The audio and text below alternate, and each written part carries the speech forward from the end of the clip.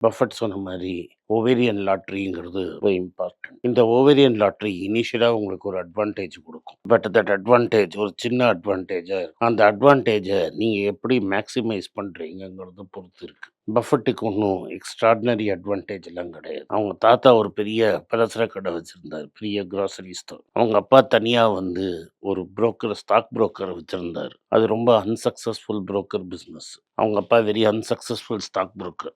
ஆனா, ஒரு highly conservative view point எடுத்து பார்லிமென்ட்க்கு போயிட்டார். பிஸ்கலி வெரி கன்சர்வேட்டிவ் ரிப்பப்ளிகன் பார்லிமென்ட்க்கு போயிட்டார். ஒமாஹாங்கிற ஊர்ல அவர் ஒரு பெரிய மனுஷன். அவங்க ஃபேமிலி பெரிய ஃபேமிலி. தாத்தா பெரிய ஆளு, அங்கிள் பெரிய ஆளு. ஆனா இவங்க அப்பா அவ்வளவு பெரிய ஆளு, பணம் பெருசா சம்பாதிக்க. ஆனா எலெக்ட் ஆகி காங்கிரஸ்மேனா போயிட்டாரு. அந்த சின்ன வயசுலயே அவனுக்கு ஒரு கிளியரான 2 சிஸ்டரோட பொறந்ததுல கிளியரா அவனுக்கு ஒரு ஐடியா இருந்தது.